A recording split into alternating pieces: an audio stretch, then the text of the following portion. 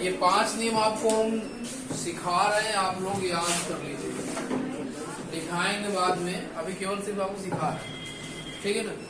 ये आपका कौन सा हाथ है? लेफ्ट है ना? लेफ्ट है। तो अंगुलियों का नाम पता है सबको? दो तीन पता है। ये है आपका अंगूठा, ये वाली तर्जनी है, ये मध्यिका है, ये अनामिका है, ये कनिष्ठिका है। अंगुष्ठ, तर्जनी, मध्यिका, अनामिका, कनिष्ठिका, ये 5 उंगलियों के नाम है। ठीक, ना याद हो रहा तो आज लिख लेना मेहंदी से। अंगुष्ठ, तर्जनी, मध्यिका, अनामिका, कनिष्ठिका। और लड़कियां तो नाम केवल अनामिका ना लिखे घरे वाले कहिए यार आओ। हाँ, चलो देखो भाई, 5 उंगली का नाम याद करने का तरीका अगर इनको नहीं पता है लिख लो, 4 बार ऐसे देखो खुद ही क्लियर हो जाए, ठीक है ना। पेन से लिखोगे तो एक बार हाथ धुलोगे साफ, मेहंदी से रहेगा 4-5 दिन हो जाएगा, ठीक है। तो सुनो पहले, जो फ्लेमिंग का पहला नियम है, फ्लेमिंग एक वैज्ञानिक थे, मैक्सवेल एक वैज्ञानिक थे, फ्लेमिंग वैज्ञानिक थे। पहला जो नियम है मैक्सवेल के बाएं हाथ कर लिया। बाएं हाथ में ध्यान देखो, ये आपका लेफ्ट हैंड है, लेफ्ट हैंड में हमने अंगूठा लिया, तर्जनी लिया और मध्यिका लिया। तीनों को ऐसे फैलाएंगे कि परस्पर लंबवत हो, देखो एकदम सीधा हो, ये इसके सीध में हो, ये इसके सीध में हो और ये इसके सीध में। बात समझ रहे हो? लंबवत। पेन दो, पेन बताया, आई वांट 3 पेन, 3 पेन दो। देखो ये इनके बीच कितने अंश का कोण बन रहा दिख रहा है? ठीक है, और ऐसे एक ऊपर जोड़ दे, इसमें देखो इनके बीच कितने अंश कोण बन रहा है? इनके बीच कितने बन रहा है और इनके बीच कितने बन रहा है? तीनों बीच 90 बनना चाहिए। फिगर में तीनों बीच 90 का बनना चाहिए। कौन सी पेन तुम्हारी? देखो जो ज्यादा फ्लेमिंग के बाएं हाथ समझना नियम।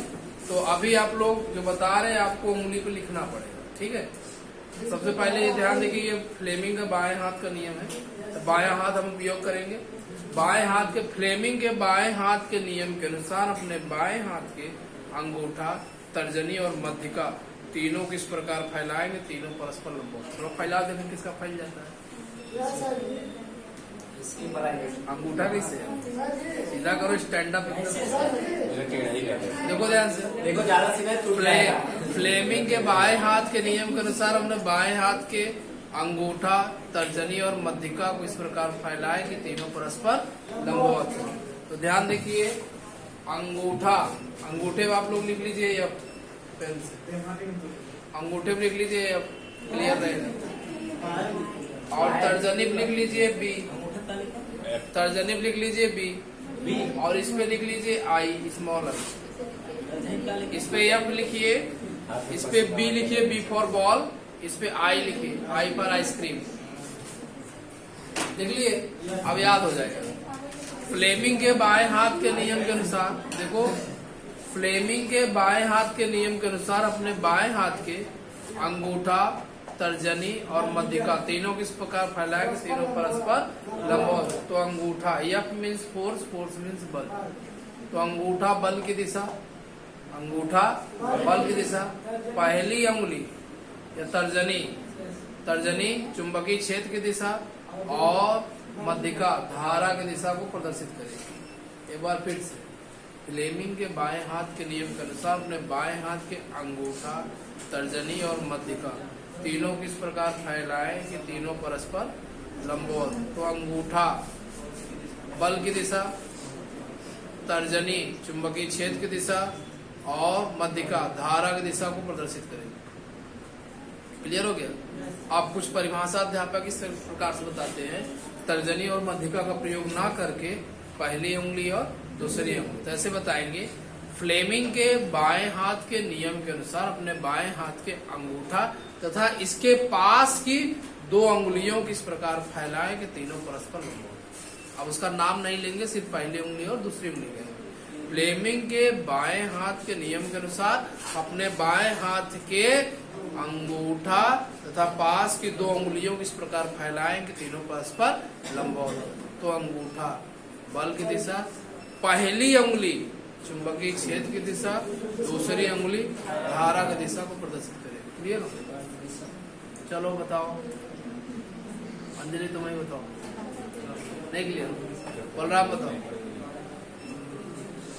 बताओ।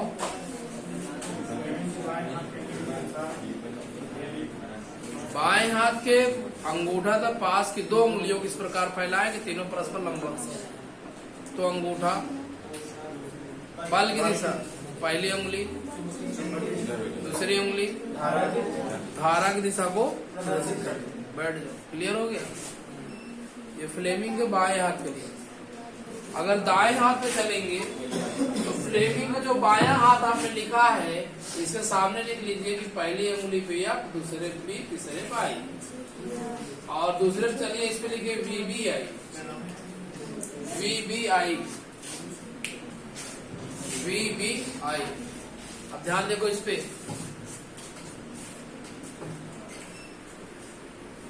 हो गया।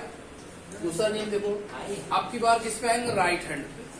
फ्लेमिंग के दाएं हाथ के नियम के अनुसार सारा प्रतिक्रिया वही, सिर्फ हाथ बदलेगा और एक शब्द बदलेगा, की जगह बी है। B means velocity, velocity means गति। किसकी गति? चालक। ध्यान देखिए, फ्लेमिंग के दाएं हाथ के नियम के अनुसार अपने दाएं हाथ के अंगूठा तथा तर्जनी और मध्यिका, चाहे तर्जनी मध्यिका बोलो चाहे पास की 2 उंगली बोलो, जो सरल पड़े वही बोला करो। ठीक। फ्लेमिंग के दाएं हाथ के नियम के अनुसार अपने दाएं हाथ के अंगूठा तथा पास की 2 उंगलियों को इस प्रकार फैलाएं कि तीनों परस्पर लंबवत। इस बार आप इस पे V लिखेंगे, इस पे B लिखेंगे और इस पे I। याद करने के आपको तरीका है। इस पे V लिखेंगे, इस पे B लिखेंगे, इस पे I।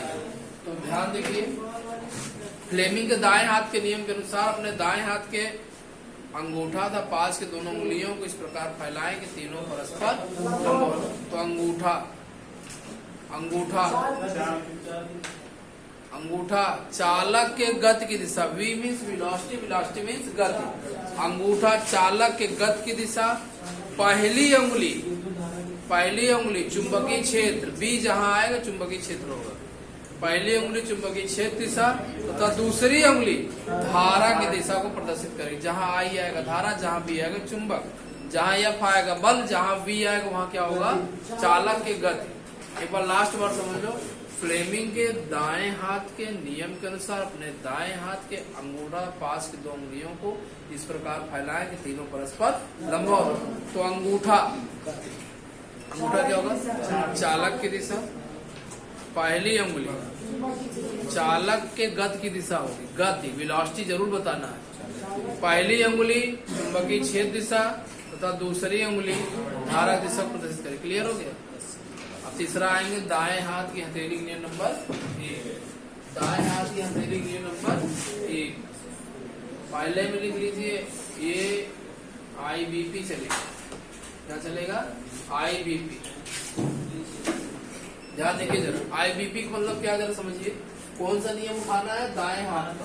दाएं हाथ की हथेली के नियम नंबर 1। इसमें 2 नियम लगेंगे, इसी हाथों में 2 नियम लगेंगे। अब तो पहला नियम, दाएं हाथ की हथेली के नियम नंबर 1 के अनुसार, दाएं हाथ की हथेली के नियम नंबर 1 के अनुसार अपने दाएं हाथ के अंगूठा, अपने दाएं हाथ के अंगूठा तथा उसके पास की 4 उंगलियों को फैलाएं। अंगूठा तथा उसके पास की 4 उंगलियों को फैलाएं। अंगूठा तथा उसके पास की 4 उंगलियों को फैलाएं। तो अंगूठा, अंगूठे क्या आ रहा है? धारा की दिशा। फैली हुई 4 उंगलियां, फैली हुई 4 उंगलियां चुंबकीय क्षेत्र की दिशा तथा हथेली, ये गद्दी देख रहे हो? हथेली। P मीन्स होता है पुश, पुश मीन्स होता है धक्का, धक्का देने की दिशा को प्रदर्शित, मूव करेगा, ऐसे धक्का दे रहा है। बात समझ, जैसे घड़ी की सुई झटका नहीं देती है, ठीक है ना, उस तरीके से। एक बार फिर से समझ लो, दाएं हाथ की हथेली के नियम नंबर 1 के अनुसार अपने दाएं हाथ के अंगूठा तथा उसके पास की 4 उंगलियों को फैलाएं। तो अंगूठा,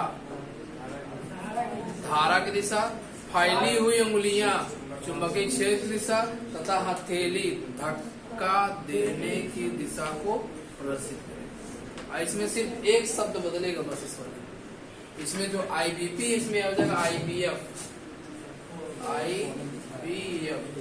पी जो पुश है यहाँ फोर्स हो गया, वहां धक्का दे रहा था यहाँ बल लगाएगा, बस इतना ही फर्क है। यहाँ पर पुश कर रहा धक्का दे रहा था यहाँ फोर्स लगेगा यानी बल लगेगा। इसको हम ये कह सकते हैं कि दाएं हाथ की हथेली के नियम नंबर 2 के अनुसार, दाएं हाथ की हथेली के नंबर 2 के अनुसार, क्या 2 के अनुसार, हम अपने दाएं हाथ के अंगूठा तथा पास की चारों उंगलियों को फैलाएं। यदि हम अपने दाएं हाथ के अंगूठा तथा पास की चारों उंगलियों को फैलाएं तो अंगूठा धारा की दिशा, फैली हुई उंगलियां चुंबकीय क्षेत्र की दिशा तथा हथेली आपकी बार बल लगाए, पुश नहीं करे, आपकी बार बल लगाए या बल लगाए। बात सुनने की प्रयास तो कर रहे हैं ना, लेकिन किसी ठेले वगैरह से छेल के चले जाए तो क्या हो जाएगा, वो पुश नहीं कर रहे हैं। पुश मतलब धक्का दे छोड़ देना, जैसे तू खड़ा तो ढके नीचे ठीक है ना। तो हाँ, तो दाएं हाथ के हथेली के नंबर 2 के अनुसार, दाएं हाथ के हथेली के नियम नंबर 2 के अनुसार हम अपने दाएं हाथ के अंगूठा तक पास की चारों उंगलियों को फैलाएं तो अंगूठा धारा की दिशा, फैली हुई उंगलियां चुंबकीय क्षेत्र का हथेली बल की दिशा को, 4 नियम हो गए। 5वां नियम, ये हमारा स्क्रू ड्राइवर है, स्क्रू ड्राइवर पेचकस, स्क्रू मीन्स पेच और ड्राइवर मीन्स कस, ये हो गया पेचकस, ठीक है ना। अब ध्यान देके जरा, अब आपको पेच मिल चाहिए, पेच का या पेच है, देख लो है ना पेच है ना यहाँ पे। तो अब ध्यान देखिए जरा, यहाँ पर जो मैक्सवेल है वैज्ञानिक थे, इन्होंने एक पेच को कस के नियम को बताया, पेचों में कस दे उसके बाद नियम लगाए। अब देखो कैसे, ध्यान दे, हाँ देखो कैसे उन्होंने कसा। मैक्सवेल के दक्षिणावर्ती पेच के नियम के अनुसार, देखो अगर हम किसी भी स्क्रू ड्राइवर से यानी पेचकस से नॉर्मल रूप से अगर कोई भी पेच ऐसे कसते हैं तो हमारा अंगूठा सारी उंगलियां अंदर चली जाती है, सारी उंगली अंदर चली जाती है। ऐसे पेच पकड़ते हैं, ऐसे ताकत ऐसे लगाते हैं पूरा, तो बार बार कौन रिमूव होता है, हमारा अंगूठा ऐसे रिमूव होता है, इस तरीके रिमूव होता है। तो ऐसे रेखाएं बनाता है, ऐसे बार बार रिमूव होकर ऐसी रेखाएं बनाता है, ऐसे घुमाते हैं ना, ऐसे घुमाते हैं, बार बार रेखा ऐसे नहीं बनाएगा ऐसे। तो जो रेखा बनती है चुंबकीय बल रेखा होती है, जो रेखा बनती क्या होती है, चुंबकीय बल। ये जो रेखा बनने क्या होगी, चुंबकीय बल रेखा। तो मैक्सवेल के दक्षिणावर्ती पेच के नियम के अनुसार, मैक्सवेल के 75 यही लिखना रहता, सेम उतार लो, मैक्सवेल के दक्षिणावर्ती पेच के नियम के अनुसार, इतना तो यही सेम चीज, ठीक, के अनुसार, ठीक। तो मैक्सवेल के दक्षिणावर्ती पेच के नियम के अनुसार यदि हम पेचकस